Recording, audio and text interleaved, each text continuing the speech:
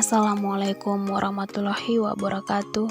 Pada kesempatan ini, saya Fiorentina Bursbayang sebagai moderator akan membimbing jalannya diskusi terkait masalah dan solusi dari perusahaan Maritim Engineering.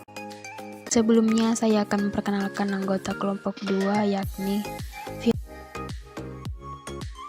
Fiorentina Bursbayang dengan NIM 190610256, Ratna Kusumaningrum dengan NIM 190610257, Evi Listiana dengan NIM 190610237, Ervina Puspitasari dengan NIM 190610234, Dwi Setiani dengan NIM 200610100, Aninda Ira M dengan NIM 190610248. Langsung saja ke penyajian materi. Saya berikan waktu kepada teman-teman untuk menyampaikan materi. Kepada teman-teman saya persilahkan.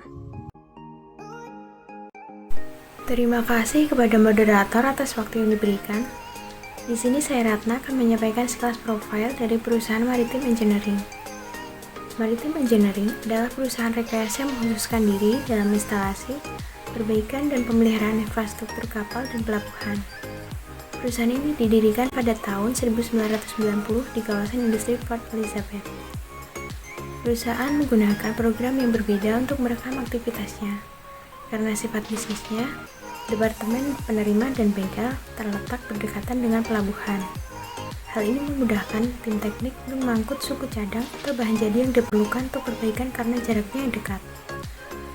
Dermaga pemuatan di bengkel memiliki tujuan ganda.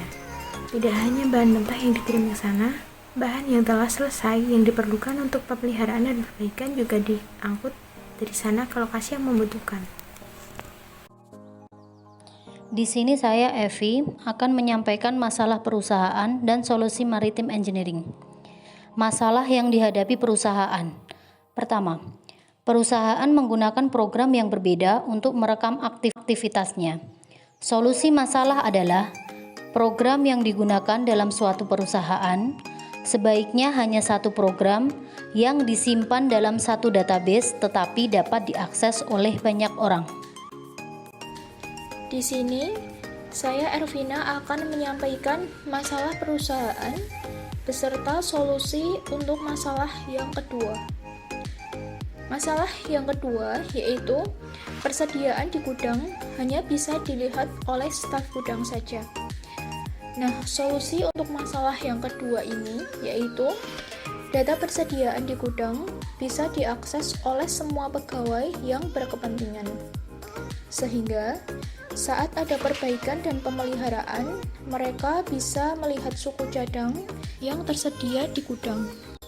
Di sini saya Dwi Setiani akan menyampaikan masalah perusahaan dan solusi masalah yang ketiga. Masalah yang dihadapi perusahaan. Semua pekerjaan pemeliharaan dan perbaikan dilakukan secara kredit untuk pelanggan lama dan baru. Solusi masalah. Pembatasan jatuh tempo pelunasan piutang. Misalnya dengan batas maksimal piutang lunas 1 tahun. Perusahaan harus membuat aturan batas kredit untuk semua pelanggan bertujuan untuk menghindari utang tak tertagih perusahaan.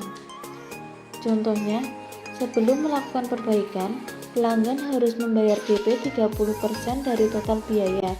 Aturan batas kredit maksimal 10% dari total biaya perbaikan.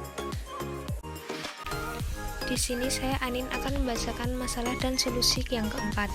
Masalah keempat yang dihadapi perusahaan adalah pekerjaan perbaikan dan pemeliharaan sering tertunda karena hanya dapat dimulai ketika semua bahan telah diterima dan suku cadang yang diproduksi tidak dikirim tepat waktu. Solusi dari masalah tersebut yang pertama adalah harus tersedia bahan baku dan suku cadang di gudang. Persediaan gudang harus dicek secara berkala minimal 1 bulan sekali. Dilakukan pengecekan data persediaan dan cek fisik untuk mengetahui barang tersedia dan barang rusak yang tidak bisa dipakai. Pelaporan stok opnam diserahkan ke bagian pengadaan barang. Bagian pengadaan barang bekerja sama dengan supplier supaya sebelum bahan habis dapat melakukan pemesanan dan penggantian barang rusak yang tidak bisa dipakai. Yang kedua, harus tersedia bahan baku dan suku cadang di gudang. Saat pengecekan persediaan minimal tersedia 30% dari total kebutuhan. Contohnya, dalam 1 bulan perusahaan membutuhkan suku cadang sebanyak 100 unit. Jadi suku cadang yang harus di gudang minimal 30 unit. Apabila hanya tersisa 30 unit, harus segera melakukan pemesanan ke supplier. Terima kasih kepada teman-teman yang telah menyampaikan materi hari ini. Dari kasus perusahaan maritim engineering dapat diambil kesimpulan jika dalam sebuah perusahaan yang bergerak dalam bidang perbaikan dan pemeliharaan haruslah tersedia bahan baku dan suku cadang yang memadai, serta sistem pembayaran yang terstruktur dan SOP yang baik dapat mendukung lancarnya operasional sebuah perusahaan.